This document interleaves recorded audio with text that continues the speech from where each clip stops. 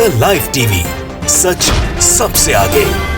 नमस्कार, मैं हूं Iqbal Parvez. The live TV में आपका स्वागत है। साथियों, बंगाल से बड़ी खबर आ रही है। विधानसभा में बहुत ज़्यादा हंगामा हुआ है। हंगामा इतना हुआ कि राज्यपाल जगदीप धनखड़ को अपना अभिभाषण छोड़कर ही विधानसभा से निकलना पड़ा। और ये हंगामा तृणमूल कांग्रेस के लोगों ने नहीं किया है। साथियों, ये हंगामा किया है भारतीय जनता पार्टी के विधायकों ने। जी हाँ, भारतीय जनता पार्टी के विधायकों ने विधानसभा में जय श्री राम के नारे लगाने शुरू कर दिए जैसे ही जगदीप धनखड़ का अभिभाषण वहाँ पर शुरू हुआ। और फिर इतना ज़्यादा नारे होने लगे, इतना ज़्यादा हंगामा हो गया कि जगदीप धनखड़ को अभिभाषण छोड़कर ही जाना पड़ा। साथियों, आज आपको बता दें कि शुक्रवार को जो ये सेशन शुरू हुआ है विधानसभा का बंगाल में, वहाँ पर जगदीप धनखड़ और ममता बनर्जी जब पहुँचे तो दोनों के हालांकि बहुत ज़्यादा दुश्मनी की बातें आ रही हैं, बहुत ज़्यादा विवाद की बातें आ रही हैं, खबरें आ रही हैं। हर रोज़ हम देख रहे हैं कि किस तरह से ममता बनर्जी और जगदीप धनखड़ में कोल्ड वॉर चल रहा है या विवाद चल रहा है। मगर जब दोनों आमने सामने हुए तो दोनों एक दूसरे से हंस कर मिले,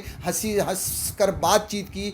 उसके बाद विधानसभा में जो बाबा भीमराव अंबेडकर की जो मूर्ति है उस पर माल्यार्पण किया है साथियों। और उसके बाद जब विधानसभा में गए वहाँ पर हंगामा शुरू हो गया। जैसे ही पढ़ना शुरू किया अभिभाषण, वैसे ही बीजेपी के जो एमएलए हैं, नेता हैं, उन लोगों ने जय श्री राम के नारे लगाने शुरू कर दिए। अब आप अंदाज़ा लगाइए कि इस तरह से विधानसभा में क्या कहीं धार्मिक नारे लगाए जाते हैं? मुझे नहीं लगता कि लगाए जाते हैं। लेकिन ये भारतीय जनता पार्टी की दादागिरी कहें, गुंडागर्दी कहें, या फिर उनका मनमाना जो रवैया है उसको कहें कि वो किसी भी तरह से ममता बनर्जी की सरकार को और ममता बनर्जी को बदनाम करना चाहती है, नीचा दिखाना चाहती है। साथियों, आपको बता दें कि पहले से ही अब इस बात का कयास लगाया जा रहा था कि जो अभिभाषण लिख कर दिया गया है जगदीप धनखड़ को, उसमें जो है सो कुछ बदलाव की मांग की जा रही है। या ये हो सकता है कि जगदीप धनखड़ उस अभिभाषण को ना पढ़ें, क्योंकि कोई भी सरकार जब लिख कर देती है अपना अभिभाषण तो वो अपनी बात करती है। और इस अभिभाषण में भी बताया जा रहा है कि पीस की बातचीत हो रही थी, जो है सो मेल जोल की बातचीत हो रही थी बंगाल में जो कुछ भी चल रहा है। लेकिन भारतीय जनता पार्टी चाह रही थी कि वहाँ पर जो जिस तरह से चुनाव के बाद हिंसा हुई है उसका जिक्र हो। और ये कहा गया है, जी हाँ, ये आरोप लगाया जा रहा है और ये खबर आ रही है कि पहले से ही जगदीप धनखड़ और भारतीय जनता पार्टी के जो नेता हैं, एमएलए हैं, उनकी मिलीभगत थी। उन्होंने जानबूझकर इस तरह से हंगामे किए हैं ताकि जो है सो अभिभाषण को ना पढ़ा जा सके। हर जगह पर चर्चा हो रही है, इस खबर की बहुत ज़्यादा विवाद हो रहा है। देखिए, एबीपी न्यूज़ ने भी लिखा है कि बंगाल विधानसभा सत्र, बाहर ममता से राज्यपाल की हंसकर हुई मुलाकात। अभिभाषण के बीच वेल में घुसे बीजेपी विधायकों ने किया जमकर हंगामा। जी हाँ, जमकर हंगामा किया और जय श्री राम के नारे लगाए। पश्चिम बंगाल में 15वीं विधानसभा के पहला सत्र शुक्रवार को जमकर हंगामा हुआ। राज्यपाल जगदीप धनखड़ जब विधानसभा पहुंचे तो सीएम ममता बनर्जी ने उनका स्वागत किया। विवादों के बीच दोनों एक बार फिर कुछ देर के लिए एक साथ दिखाई दिए। ठीक 2 बजे राज्यपाल का विधानसभा में अभिभाषण होना था, लेकिन जैसे ही वो अपने अभिभाषण के लिए खड़े हुए, शुभेंदु अधिकारी समेत तमाम बीजेपी विधायक वेल में घुस आए और बंगाल हिंसा में इंसाफ की मांग को लेकर विरोध प्रदर्शन करना शुरू कर दिया। और विरोध प्रदर्शन करना तो ठीक है साथियों, लेकिन वहाँ पर जय श्री राम के नारे लगाने शुरू कर दिए।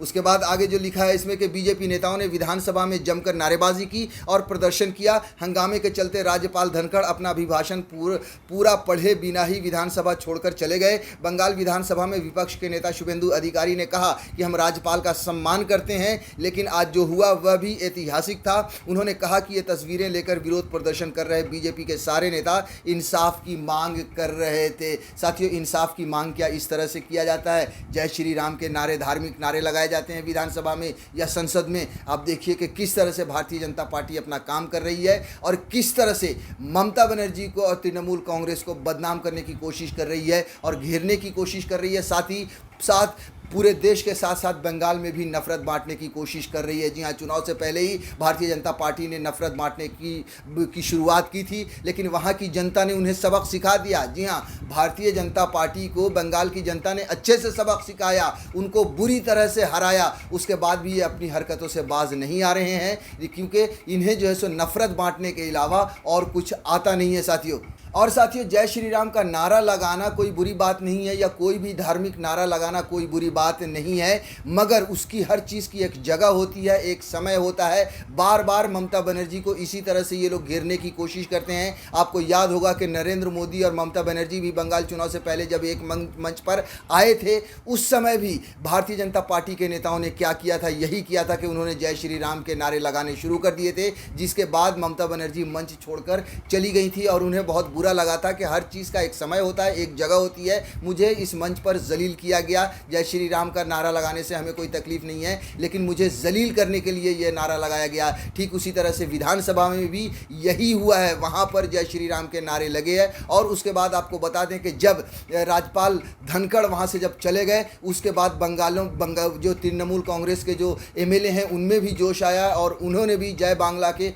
खूब नारे लगाए। साथियों, हंगामे के बाद शुभेंदु अधिकारी ने कहा कि इंसाफ उन कार्यकर्ताओं के लिए जिनकी बंगाल में राजनीतिक हिंसा में जान चली गई है, उन कार्यकर्ताओं के लिए जिनकी रिपोर्ट पुलिस ने दर्ज तक नहीं की है। आपको बता दें कि राज्यपाल धनखड़ के वापस लौटने के साथ ही टीका लगाए हुए, गले में केसरिया दुपट्टा डाले सारे बीजेपी के विधायक विरोध करते हुए उनके पीछे पीछे विधानसभा से बाहर आ गए। आप सोचिए ये क्या दर्शाना चाहते हैं, किस तरह से ये नफरत बांट रहे हैं, हर जगह पर भगवा और हर जगह पर इस तरह के नारे। और ये जिस हत्या की बात कर रहे हैं, राजनीतिक हत्या की, क्या शुभेंदु अधिकारी या भारतीय जनता पार्टी ये बताएंगे कि तृणमूल के कितने लोगों की हत्या हुई है, तृणमूल के कितने कार्यकर्ता इस हिंसा में मारे गए हैं? क्या भारतीय जनता पार्टी के राज में या भारतीय जनता पार्टी के लोगों ने तृणमूल के लोगों की जान नहीं ली? मगर वो इस बात को नहीं कहेंगे क्योंकि उन्हें नफरत बांटनी है, ये दिखाना है कि बंगाल में तृणमूल कांग्रेस के लोग भारतीय जनता पार्टी के कार्यकर्ताओं की हत्या कर रहे हैं।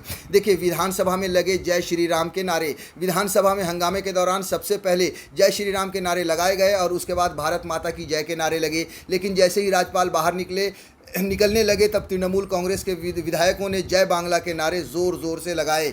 बीजेपी ने जो आरोप लगाया है वो भी थोड़ा सा आपको बता दूं साथियों कि दरअसल बीजेपी का आरोप है कि राज्यपाल को अभिभाषण लिखकर टीएमसी की सरकार की ओर से दिया गया था, उसमें कहीं भी राजनीतिक हिंसा, मारपीट या फिर खून खराबे का जिक्र नहीं था। राज्य में अमन और शांति की बात की गई, जिस पर बीजेपी ने अपना विरोध जताया है और राज्यपाल ने पहले ही आपत्ति दर्ज करा दी थी। आप ये सोचिए कि अगर अमन और शांति की बात की जाती है तो उसमें कोई गलत है क्या, उसमें कोई गलती है क्या? लेकिन तृणमूल कांग्रेस ने जो अमन और शांति की बात की थी उस अभिभाषण में, उस पर भारतीय जनता पार्टी ने विरोध जताया था। यहाँ तक कि राज्यपाल धनखड़ ने भी आपत्ति जताई थी, जो उन्हें नहीं करना चाहिए। लेकिन क्या करें, धनखड़ बार बार ये सामने आता है और बार बार हम खबरें देखते हैं कि किस तरह से धनखड़ एक तरह से दलाल बन गए हैं। भारतीय जनता पार्टी के दलाल शब्द बहुत लोग उनके लिए अब यूज़ करने लगे हैं। वो एक तरह से दलाल बन गए हैं, जो कि उन्हें एक संवैधानिक पद पर बैठकर किसी पार्टी का पक्ष नहीं लेना चाहिए, मगर वो खुल्ला भारतीय जनता पार्टी का पक्ष लेते हुए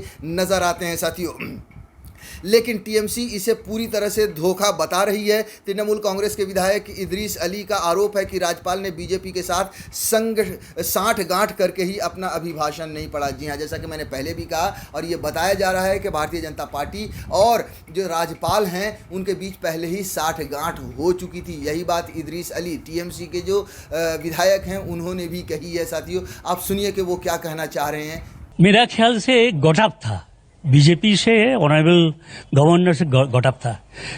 पहले जब शुरू किए उस टाइम ये लोग शुरू कर दिए जय श्री राम जय श्री राम जय श्री राम। हम लोग लास्ट में भी हम लोग भी जय बांग्ला बोला, लेकिन डिफरेंस है, जय बांग्ला बांग्ला का स्लोगन और जय श्री राम रिलीजियस स्लोगन कोई दिया जाता है। तो साथियों, आपने देख लिया कि इदरीस अली का क्या कहना है, जो तृणमूल कांग्रेस के विधायक हैं। साथियों, असल में भारतीय जनता पार्टी जो वहाँ पर बुरी तरह से हारी है, उसकी खिसियाहट में वो हर कुछ कर रहे हैं। जी हाँ, जितना भी आप देखिए कि वहाँ पर जो राजनीतिक हिंसा जो कुछ भी हुई है, उन्होंने बहुत ज़्यादा आरोप लगाए हैं और तृणमूल बार बार कह रही है कि ये भारतीय जनता पार्टी का ही काम है। और इसमें कोई शक नहीं, क्योंकि भारतीय जनता पार्टी अपनी सत्ता के लिए कुछ भी कर सकती है, किसी भी हद तक जाती है। और राज्यपाल जो संवैधानिक पद पर बैठे हैं, वो भी बीजेपी का समर्थन करते हुए हर जगह पर नजर आते हैं। The live TV, such